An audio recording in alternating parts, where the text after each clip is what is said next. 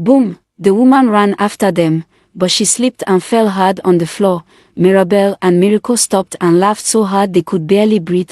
They had set a small trap, poured oil on the floor while she wasn't looking. And now, as she struggled to get up, they whispered to each other, if she wants to stay in this house, she's going to have to fight for it. She was their stepmother. After their mother died, Mirabel and Miracle had lived with their grandmother. Their father worked far away, sending money and gifts when he could. One day, he sat them down. I'm getting married, he said. You'll have a new mother to watch over you while I am away. The girls were happy. They danced and laughed. Excited to finally have a mother again. At first, she was kind. She smiled, helped with chores, and seemed caring. But once their father left, everything changed. She had a daughter, Anita, who did nothing all day. She sat around, visited friends, and never helped. Meanwhile, Mirabel and Miracle woke before sunrise to sweep, fetch water, cook, wash, and sell at the market, everything, and if anything went wrong. The stepmother shouted at them, the problem. Nobody would ever believe them. Outside, she was perfect, a respected woman in the community, a leader in the church, even generous with donations. If the twins told anyone, they would deny it and laugh. There was no proof. So the twins had no choice.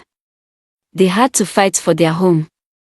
They would tire her out, frustrate her, and make her leave. That day, the trap worked. Boom! She slipped on the oil and hit the floor. Mirabel and Miracle laughed and laughed. This is just the beginning, whispered Miracle. They knew one thing for sure, if she wanted to rule this house, she would regret every moment. After their father married their stepmother, he had to leave. He usually worked outside the village and only came home once or twice a month to check on his family, because his job kept him far away. He loved Mirabel and Miracle dearly, and he tried to care for them from afar, sending money, food, and other supplies. Ever since their mother had passed away, the girls had been living with their grandmother, who had looked after them. Now, their father thought it was time for them to have a mother figure, someone to guide them, correct them, and love them like a home. At first, the stepmother acted kind. She smiled, cooked, and pretended to care for the girls. Mirabel and Miracle were happy, thinking they would finally have a mother, but as soon as their father left, the kindness disappeared. The real trouble began. One afternoon, Miracle was outside washing clothes. Anita came out, smacking, and dumped a pile of dirty clothes on the ground. Wash this too, Anita said. Miracle stopped and looked at her. I am not washing it. Don't you have hands? Anita ran inside and called her mother, Mommy. Mommy. Miracle doesn't want to wash my clothes. The stepmother rushed outside. If you don't wash those clothes right now, you will not eat in this house today. She shouted. Miracle picked up the clothes slowly, glancing at Mirabel. That was only the beginning. Their father had a farm.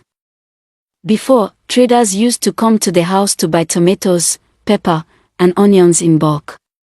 But now, the stepmother said, no more bulk selling. You girls will carry everything to the market yourselves and sell it. Every morning, Mirabel and Miracle carried heavy baskets on their heads under the hot sun for hours. When they returned tired, she collected all the money. Every coin. Meanwhile, Anita stayed at home like a princess, eating and resting, doing nothing. Outside, the stepmother was respected, a church donor, a community leader. Everyone praised her kindness. Inside the house, she ruled with cruelty. Walking home from the market one evening, Mirabel said firmly, she thinks we are weak. Miracle nodded. This is our father's house. We are not going anywhere. Mirabel's eyes hardened. If anyone leaves this house, Miracle finished the sentence, it will be their wicked stepmother. And that was when the real fight began. After that day, the stepmother's cruelty only worsened. She gave the girls more tasks and made them uncomfortable in their own father's house. That afternoon, she sat outside under the tree and called sharply, "Mirabelle! Mirabelle! Mirabelle!" Mirabelle came out of the hut. "Yes, Ma." She answered, "Go to the market and get ingredients to prepare oha soup for me and Anita." The stepmother said, "Ma, I don't have any money." "You collected all the money we made from sales yesterday," Mirabelle replied. "I don't know what you want to do. Leave my side and hurry to the market. My daughter and I will eat oha soup tonight. Don't just stand there," she shouted. Then she called Miracle, "Go and make pounded yam. That is what I and Anita want to eat. Make sure you pound it very well. If there is no yam at home, go to the farm and dig some," she ordered. The twins left, angry and sad, wishing their father would come back and see what was happening. Miracle pounded the yam, while Mirabelle went to the market to get the ingredients on credit, promising to pay later. Every day became full of heavy work and constant scolding. One morning around 7 a.m., the stepmother stood in her room admiring the fine encore she would wear to a women's community meeting at the town square. She shouted, "Go to the stream and fetch water for my bath. Don't you know the drum is empty? Hurry up, stupid girls." It was only Miracle who went to the stream. Mirabelle stayed in the backyard pounding a leaf which they planned to add to the bathing water. When Miracle returned, they added the leaf water into the bucket. After 2 minutes, a loud scream was heard. The stepmother ran out scratching her body violently. "My body! My body! What did you put in the water?" she screamed. Anita ran out in fear. "Mommy, it is them. Mirabelle and Miracle." The stepmother quickly poured fresh water on herself. The itching reduced, but her anger increased.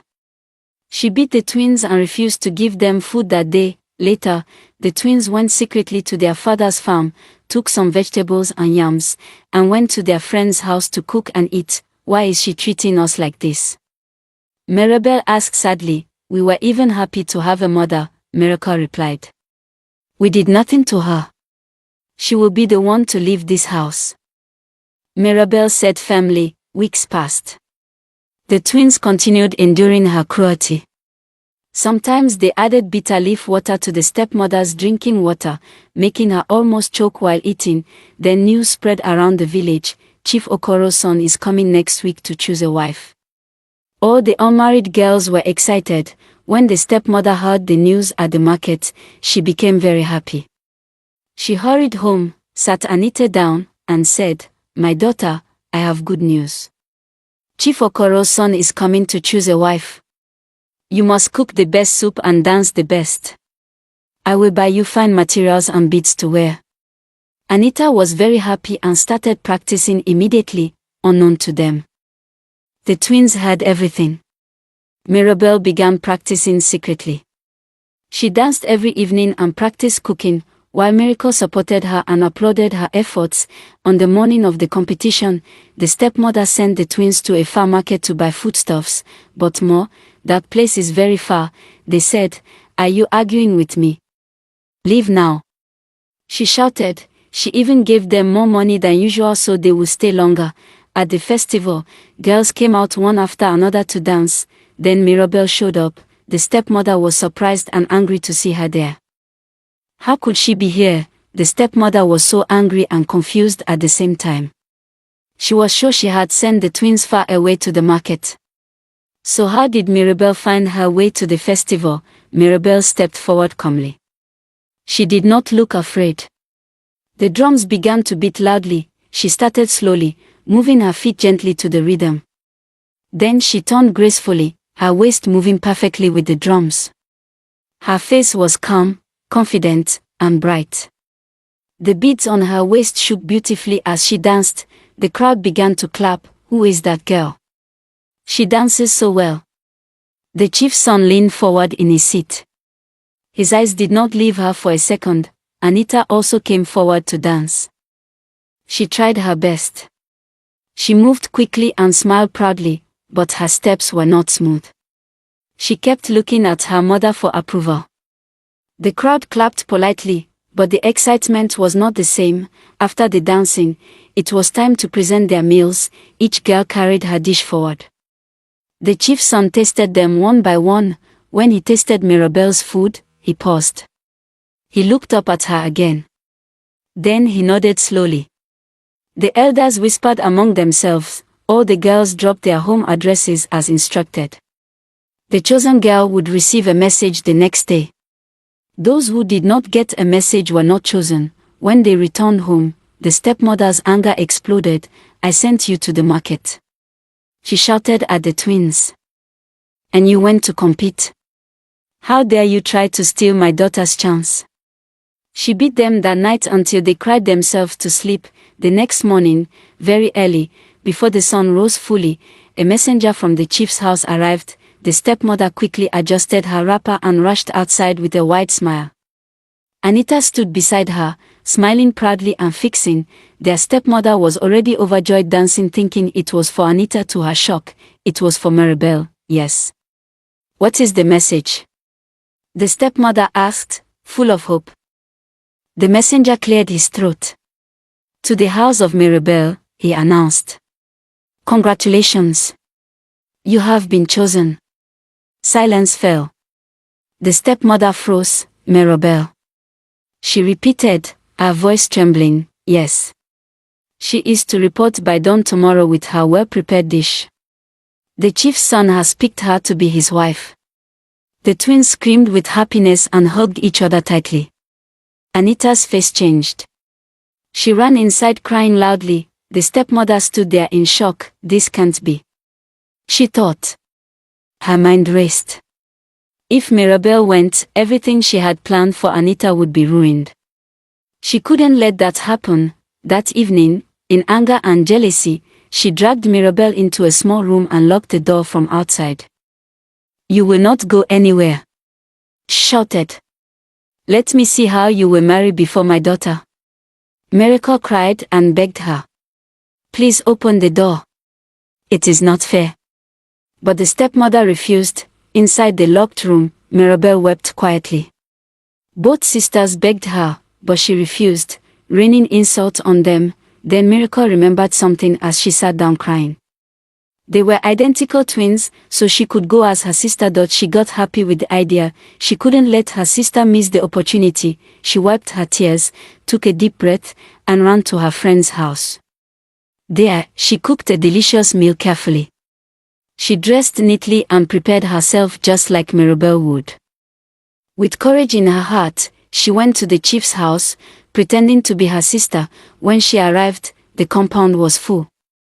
The chief, the elders, and important men of the village were all there. They were happy to see her. Oh, you have come, the chief said warmly. They tasted the food and praised it. This is very good, one elder said. The chief nodded.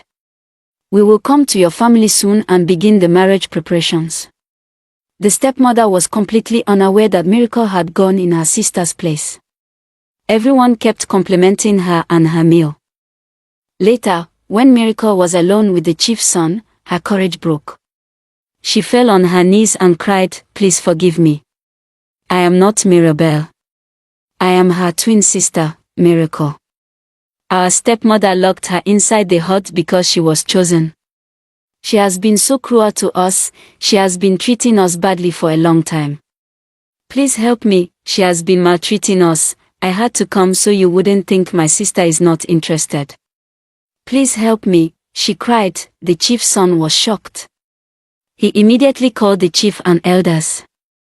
Without wasting time, they gathered guards and followed Miracle back to the house. When the stepmother saw the chief, the elders, and the guards approaching the compound, she froze. Her legs gave way, and she fell from her chair in shock. Fear and disbelief filled her eyes. Where is Mirabelle? They asked. She stood up, unable to say anything. Anita was by her side. They started pleading desperately. While the guards went in to free Mirabelle, the elders shook their heads in disappointment. The chief looked sternly at the stepmother. The stepmother and Anita fell to their knees in the courtyard, begging desperately, Please forgive us. We are sorry. We will change. We do not want to go back to our village. They cried. It was the work of the devil, please. But it was too late. Their cruelty and jealousy had been revealed. A messenger was sent to their father immediately. When he returned and heard everything, he was filled with anger and regret. He apologized deeply to his daughters, collected all the money and fine clothes he had given the stepmother, and sent her and Anita back to their village. Anita and her mother left with pain and disgrace. Their pleading was in vain. They left shamefully, wishing they had been kind to the girls instead. Not long after, Mirabel married the chief's son in a beautiful ceremony. The entire village celebrated with singing, dancing, and joy. Miracle stood proudly beside her sister. They remembered their wicked stepmother and laughed, saying, "We said she would be the one to leave the house, and she left." Mirabel refused to leave her sister and father behind. She held Miracle's hand tightly and whispered, "We stay together, no matter what." Their bond had grown stronger through all the trials, and nothing could break it now. Later, they both turned to their father. "Father," Mirabel said, "we want you to come with us to the city. You don't have to stay alone in the village anymore." Their father shook his head gently, smiling. "No, my children. The village is my home. I am comfortable here. I cannot leave it." Miracle frowned slightly. "But father, you work so far away. You shouldn't have to travel like that anymore. Let us take care of you." He nodded, touched by their concern. "That is why you two are so special to me. Stay in the city and live your lives, but I will stay here. I am safe and comfortable, and this is where I belong. You will still send me gifts, money, and food. I trust you to care for me from afar." The twins agreed happily. They promised to make sure their father had everything he needed. Every month, they sent him money, food, and gifts to make his life easier. They visited often, bringing more gifts, sharing stories of the city, and checking that he was well. They also remembered their grandmother, sending her money and gifts regularly. And making sure she was comfortable. Miracle later moved with Mirabel to the city. At first, it was a new world, busy streets, tall buildings, and so many people, but they adapted quickly. They started a peaceful and happy life, full of laughter, work, and care for each other. Even from the city, they kept a strong connection to their father and the village. They made sure he did not need to leave his home to walk far away anymore. He could enjoy his life in the village, safe, comfortable, and proud of his daughters. Their father eventually found a kind widow to live with as a companion. She treated Mirabel and Miracle with love and respect. Peace returned fully to their home, and the farm became a place of laughter, warmth, and harmony once again. The sisters often reflected on everything they had been through. They remembered the struggles, the cruelty they faced, and the clever ways they overcame it. They realized that patience, courage, and love could conquer even the darkest obstacles. In the end, everyone in the village saw the truth: wickedness may try to win, but it cannot last. Jealousy and cruelty bring shame, but kindness, bravery, and honesty always triumph. Mirabel, Miracle, and their father lived their lives surrounded by love and respect. The twins ensured that their father was safe and comfortable, sending gifts, money, and food, while they built a bright future in the city.